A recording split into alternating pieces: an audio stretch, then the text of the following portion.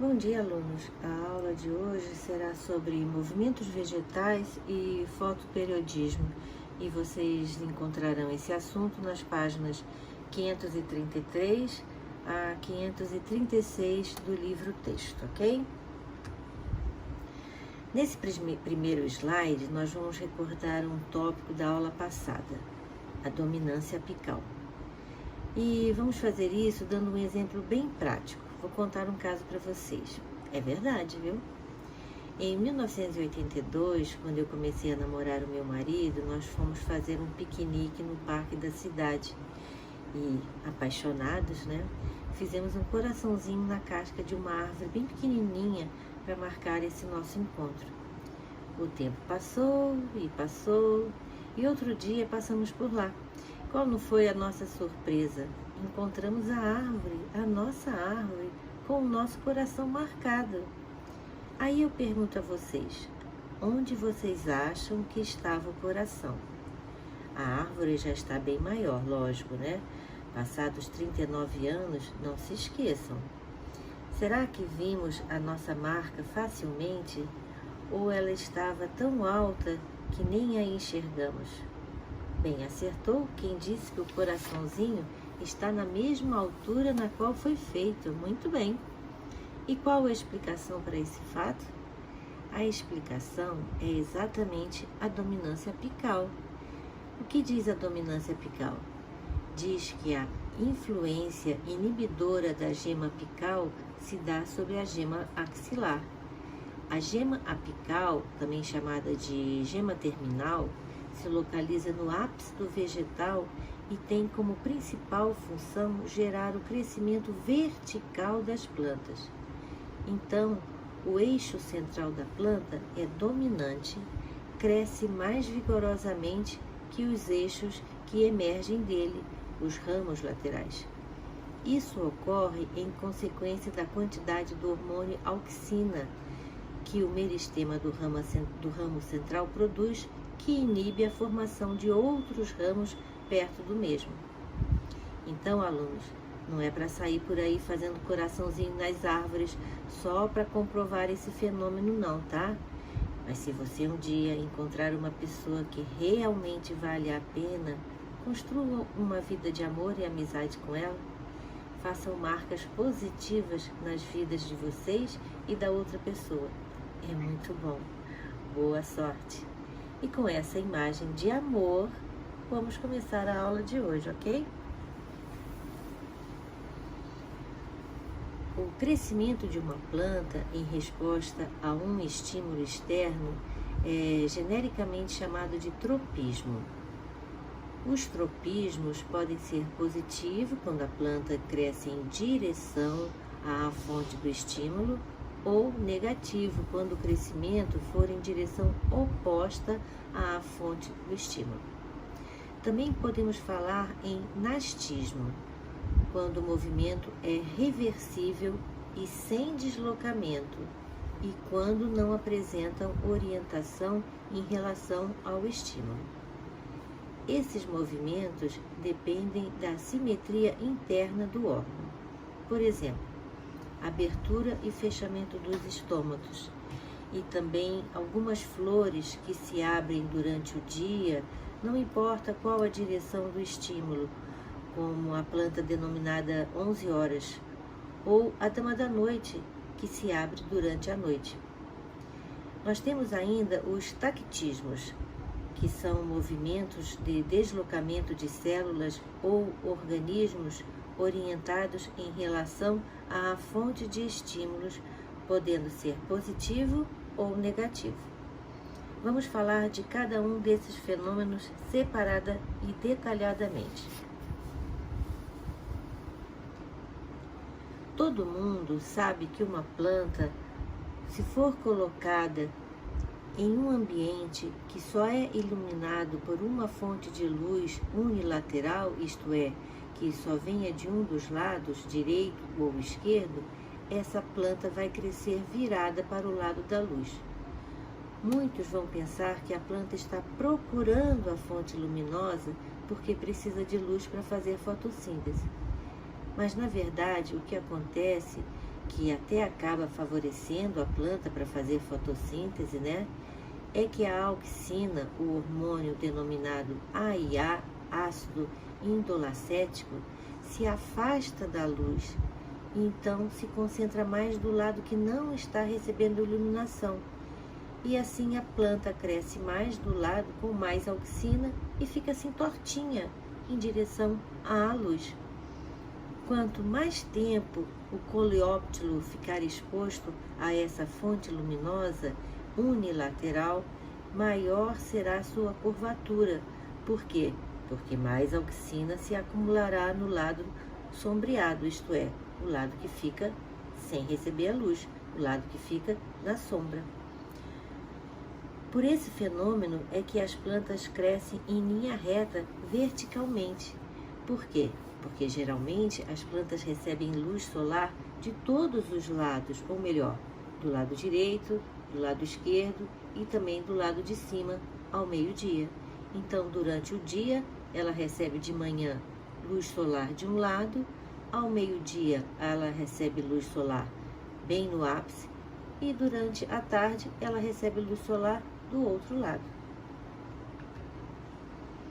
Então vamos ver os tipos de tropismo que são irreversíveis e sempre orientados por um estímulo externo. Vamos ver agora os 4 tipos de tropismo.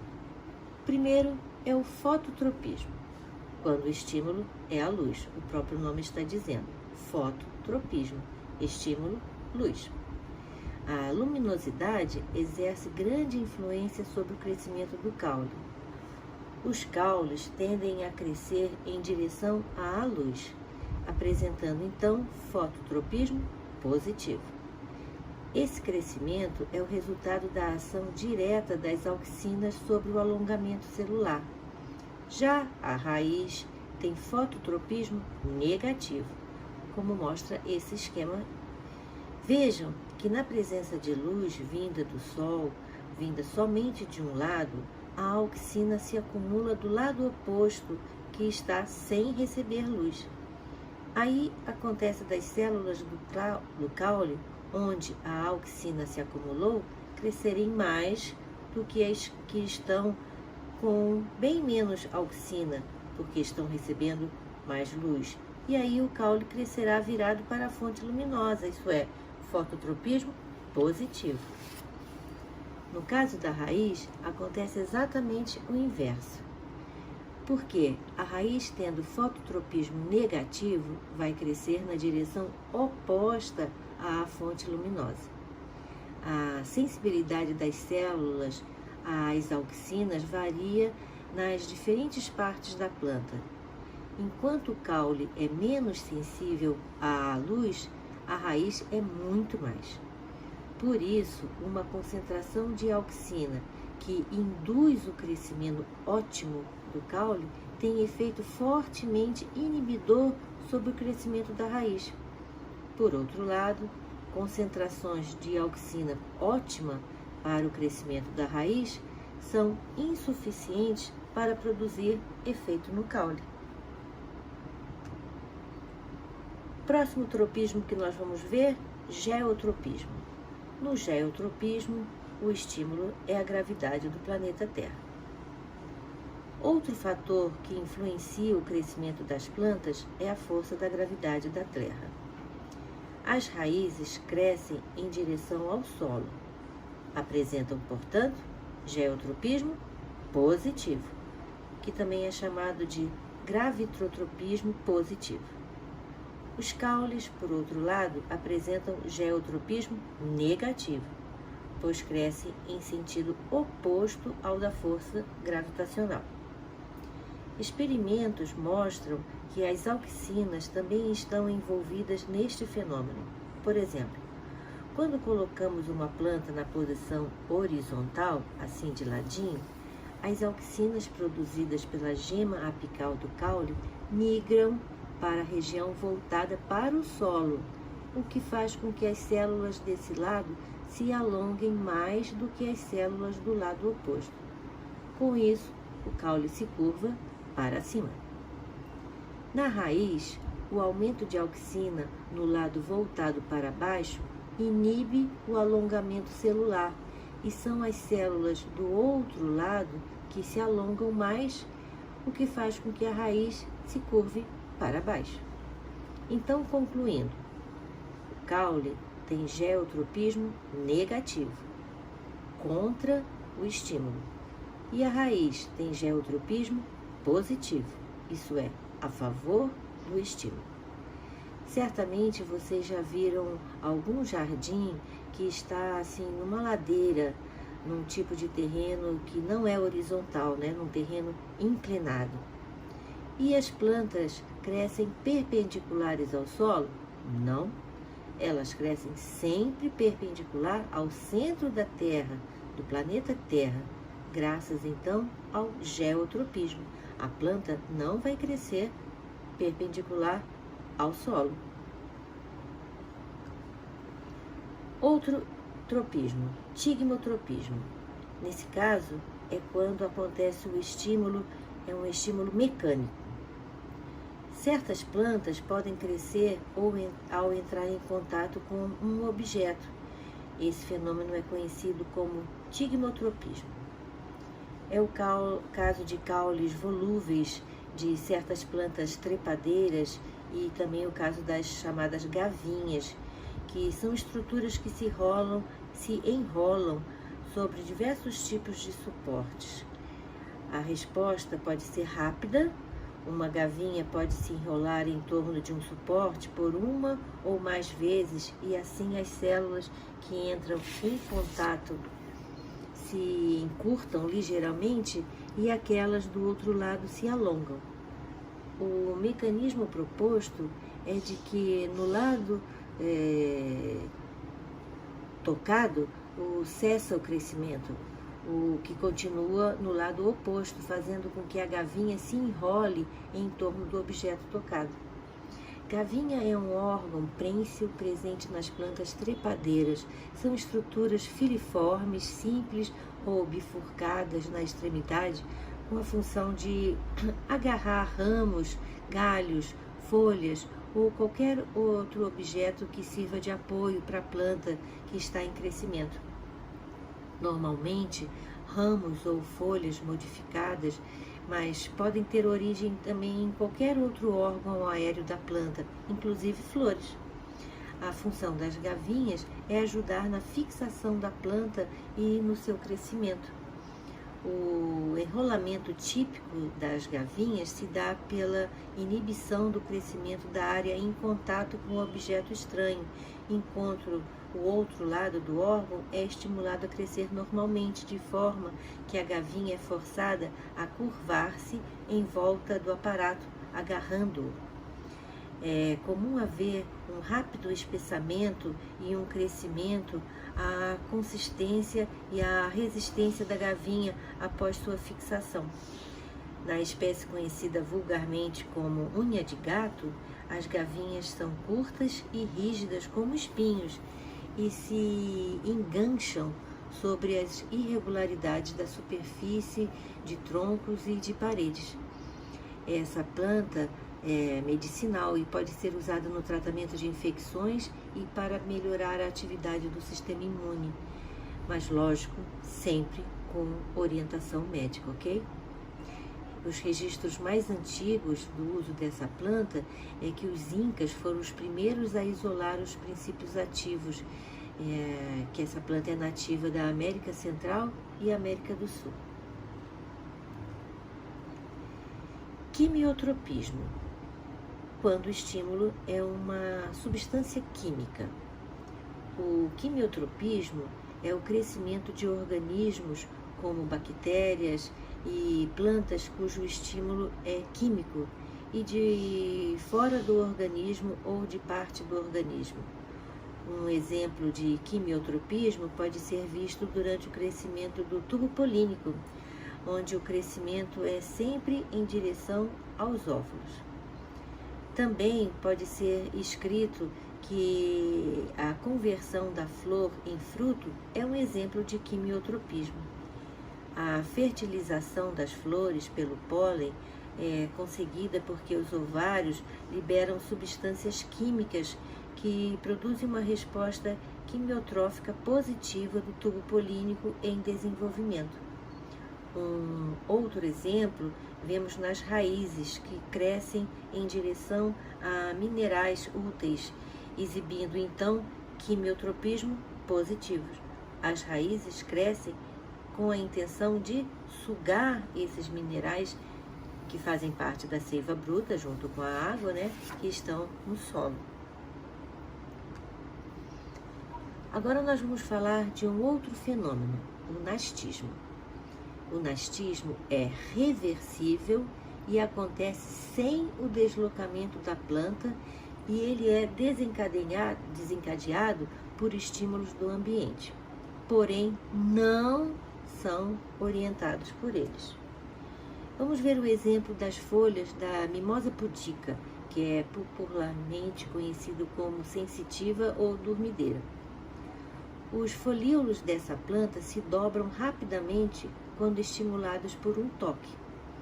O dobramento dos folíolos resulta das alterações no turgor das células do polvino, uma estrutura localizada na base dos folíolos.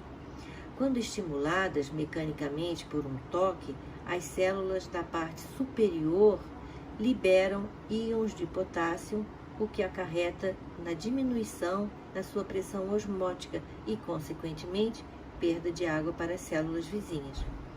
A diminuição de turgor dessas células provoca o fechamento dos folíolos. A reação do dobramento das folhas se propaga rapidamente da região estimulada para as folhas vizinhas e fazem com que elas também se dobrem. Aí, quando absorvem água novamente, os folíolos se abrem. Certamente você já brincou de tocar numa dormideira e vê-la fechar. É muito bonitinho, não é? Também podemos ver um outro exemplo numa planta carnívora. As plantas carnívoras vivem em solo pobre de nitrogênio e fósforo e têm que capturar insetos, por exemplo, para complementarem suas necessidades desses elementos. Essa digestão pode durar até 12 dias, dependendo da espécie e do tamanho da planta e também do tamanho da presa. Mas não pense em fazer brincadeiras com uma planta carnívora, jogando pedras para ela, porque elas percebem quando capturam algo que não é um alimento e expelem o corpo estranho. Assim também como ao terminarem a refeição, elas também colocam para fora o que não foi digerido. A digestão começa já na captura. Quando ela captura um inseto, o inseto vai bater suas asas, vai mexer suas perninhas, e a luta desse animal para se livrar da armadilha vai estimular a produção das enzimas que irão acabar com ele. O homem não faz parte de sua dieta, tá? Então, se vocês colocarem o dedo nas folhas de uma planta carnívora, ela não vai se fechar e vai se abrir em seguida. Diferente do que se vê em filmes como Viagem ao Centro da Terra, elas não vão te atacar, muito menos te devorar. Um outro exemplo de nastismo é o fechamento dos estômatos. No nastismo, não importa de que direção venha o estímulo, a planta sempre fará o mesmo movimento.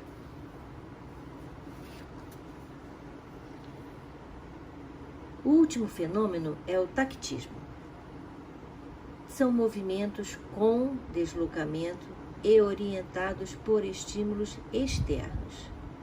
São exemplos de tactismo o deslocamento dos cloroplastos dentro de uma célula vegetal em direção à luz, quando falamos de fototactismo positivo. Também o deslocamento dos anterozoides, lembram?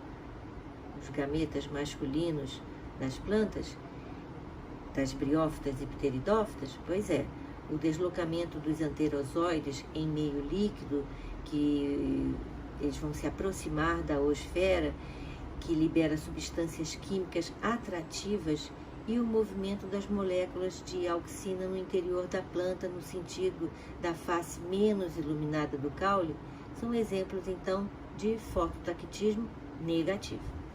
Então, concluindo, classificamos 3 categorias de movimentos vegetais. Os tropismos, quando falamos de movimento sem deslocamento, movimentos irreversíveis. Nastismo, quando os movimentos são sem deslocamento, porém reversíveis. E falamos em tactismo, quando os movimentos têm deslocamento, ok? Vamos ver agora o assunto fitocromo e desenvolvimento. A capacidade das plantas responderem a estímulos luminosos está relacionado com uma proteína denominada fitocromo, que está presente nas suas células. O fitocromo é um pigmento proteico de coloração azul esverdeado que participa na fisiologia das plantas em resposta a fenômenos periódicos de luminosidade responsável por inúmeros processos de desenvolvimento. Essa substância tem 2 formas possíveis: o fitocromo R inativo e o fitocromo F ativo. Ambos se encontram dissolvidos no hialoplasma das células vegetais, captando específicos comprimentos de onda provenientes da luz solar. Conforme o período do dia, isto é, conforme a claridade diária, esses 2 tipos podem se converter um no outro de forma recíproca, de acordo com a absorção do comprimento de onda que compreende a frequência da cor vermelha. Assim, durante o dia, as plantas captam o comprimento de onda vermelho curto, transformando o fitocromo R em F, como também o comprimento de onda vermelho longo, em menor escala, invertindo o fitocromo F em R. À medida que a variação da luminosidade diária reduz no ponto final da tarde, as plantas passam a captar com maior intensidade o comprimento de onda vermelho longo, concentrando mais fitocromo R do que F. Essa ação de inativação se mantém no escuro, isso é, durante a noite. Portanto, a percepção dessa oscilação induz os vegetais a comportamentos orgânicos combinados ao fotoperíodo que falaremos no próximo slide. Vejam aqui a escala de espectro visível da luz, que varia de 400 nanômetros a 700 nanômetros. Espectro visível é a porção do espectro eletromagnético cuja radiação é composta por fótons capazes de sensibilizar o olho humano de uma pessoa normal. Para cada comprimento de onda pertencente à faixa de luz visível, encontra-se associado à percepção de uma cor, como certamente vocês já estudaram em física, em óptica. Algumas curiosidades. Cachorros e gatos não veem todas as cores que nós vemos.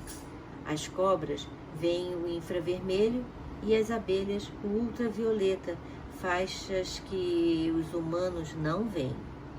Mas isso não é assunto da aula de hoje. Estou me perdendo.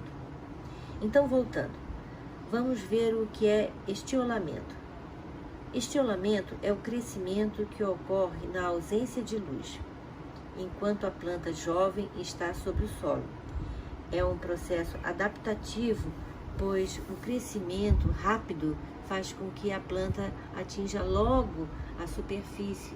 Por outro lado, a manutenção do gancho caulinar na ausência de luz evita o contato direto da gema apical e das primeiras folhas com as partículas do solo, o que poderia acarretar danos a essas estruturas tão frágeis.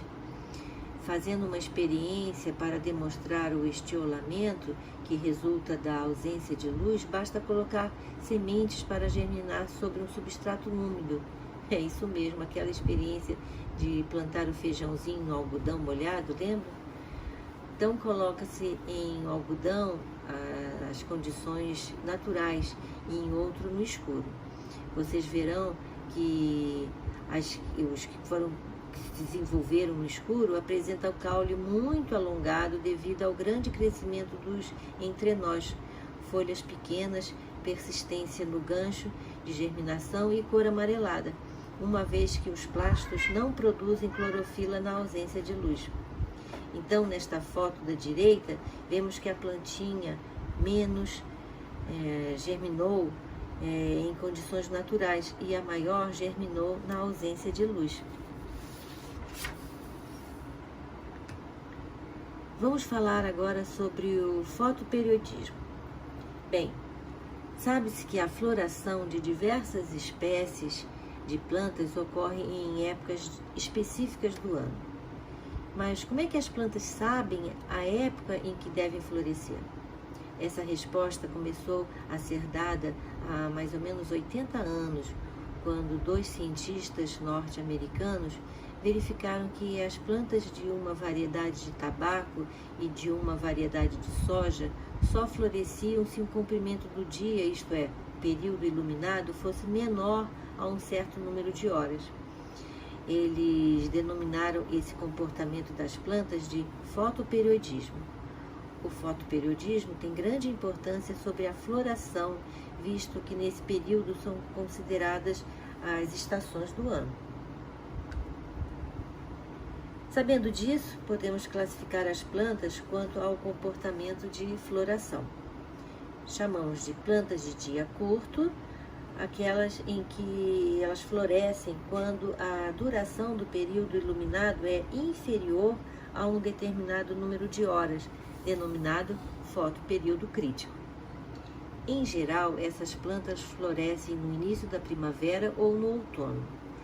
São exemplos de planta de dia curto o morangueiro, o crisântemo, o feijoeiro e o cafeeiro.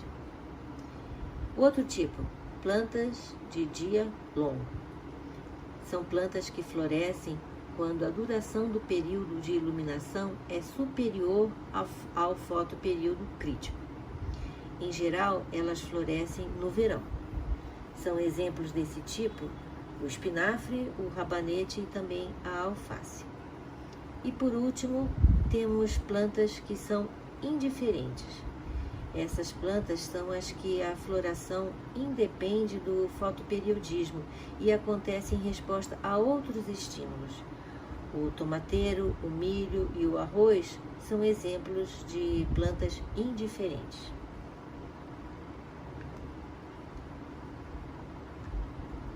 Hoje se sabe que não é realmente o período de iluminação que importa no fotoperíodo, mas o período contínuo de escuridão em relação ao período iluminado.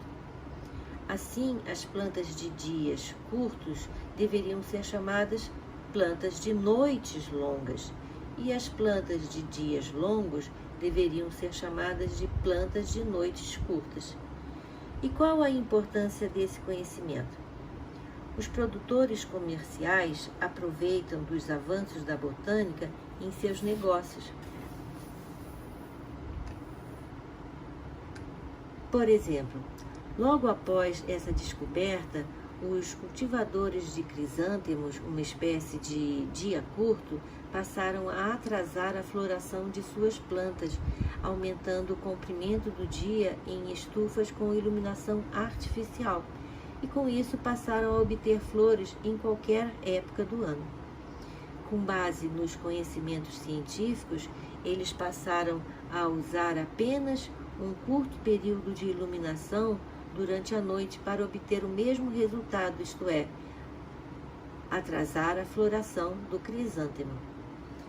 Planta de dia curto ou de noite longa, como o crisântemo, floresce quando o período de escuridão é superior a um determinado valor limite, fotoperíodo crítico. Se um único lampejo de luz interromper o período de escuridão, a floração é inibida. Para concluir, então, os cientistas descobriram que se o período de escuridão fosse interrompido, expondo as plantas a um curto período de iluminação, elas deixavam de florescer. Interromper o período de iluminação, por outro lado, não teve nenhum efeito sobre a floração. Assim, plantas de dia curto deveriam ser chamadas de plantas de noites longas. As plantas de dia longo também respondem à interrupção do período de escuridão por uma breve exposição à luz. Nesse caso, se a planta está sendo cultivada sob períodos de iluminação inferiores a seu fotoperiodismo crítico, condições em que normalmente não floresce, e o período de escuridão é interrompido por uma breve exposição à luz, a floração é induzida. Portanto, as plantas de dia longo são, na verdade, plantas de noites curtas, certo? Outros fatores podem determinar a floração das plantas também, como, por exemplo, a temperatura. Essa necessidade de frio característica do trigo é chamada de vernalização. Bem, alunos, hoje terminamos o assunto botânica. Teremos outras aulas, porém somente de revisão, não mais de assunto novo de botânica. Espero que vocês tenham gostado e aproveitado essas aulas que foram preparadas sempre com muito carinho pela equipe de biologia do 2º ano. Nós sabemos que são muitos termos novos, muitos conceitos novos, não é um assunto que todo mundo gosta, mas por isso eu sempre digo, é uma construção do conhecimento. Começou lá com as características dos vegetais, depois estudamos briófitas, depois pteridófitas, depois gimnospermas e, por fim, angiospermas, com as características de flores e frutos. E depois estudamos fisiologia vegetal. Então, são termos que vocês têm que construir e ir somando um ao outro. E assim, vocês terão bons estudos e até a próxima.